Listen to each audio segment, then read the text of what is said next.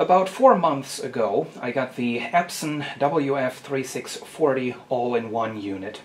It is a scanner, a printer, a copying machine, and a fax machine.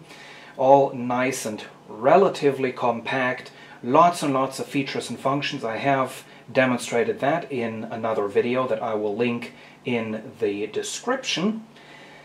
This video is going to be a bit of a review, focusing on the question, is this thing any good? Did I have any problems with it? So basically we're just going to start from the top, go from top to bottom so that I hopefully don't forget to mention anything.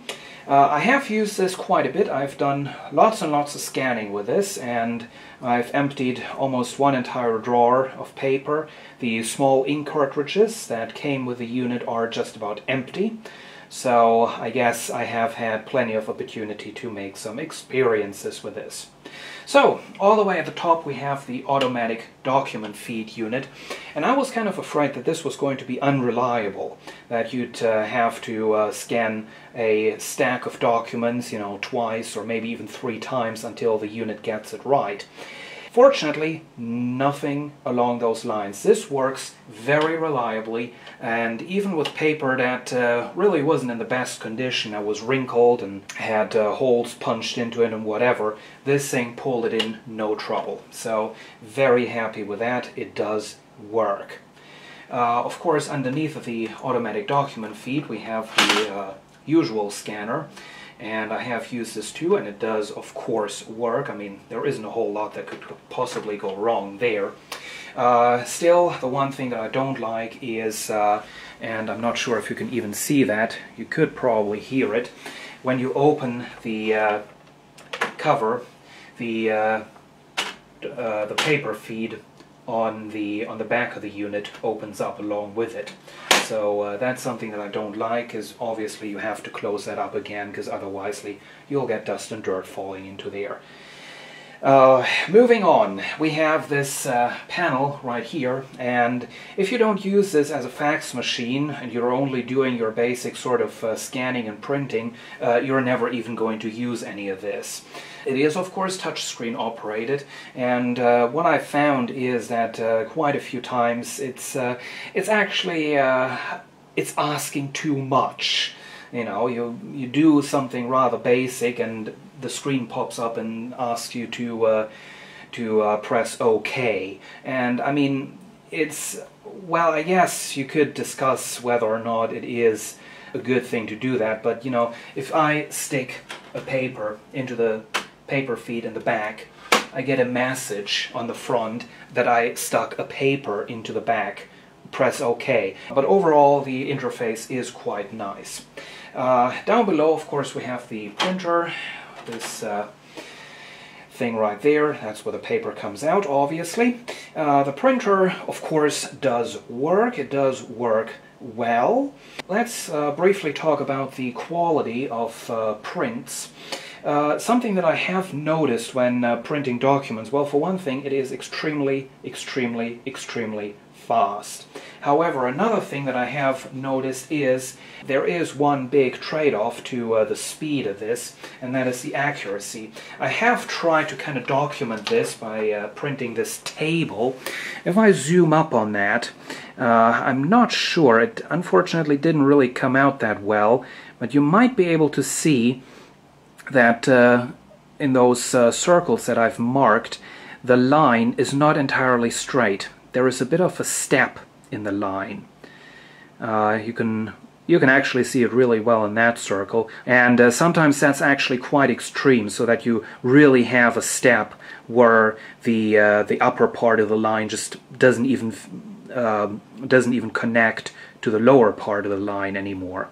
So it is not all that extremely accurate when you're in the high-speed printing mode, but I'd say if you go with a higher quality mode, it's going to be much better. The other thing that I want to talk about, and I hope that we're going to be able to see this, is the quality of printing photos. And let's see. Yes, unfortunately we're getting plenty of reflection from the video light. I guess there is nothing I can do about that, but well, I can show you the basic stuff. Here you have the original picture that I printed, and here we have the printout. As you can see, the colors are relatively accurate. If I zoom in on that power pole, you can see that is really quite sharp, so plenty of detail and all works really well. So colors are good, the sharpness of the image is good. It does appear to be a little more noisy than the original picture, but that could also be the fault of the printing software that I used. You can never know what that stuff does before outputting stuff to the printer. But you might be able to see how the colors look a little noisy. The big disadvantage of printing photos on this unit is, well, for one thing, it's going to be rather expensive because you're going to be using a lot of ink.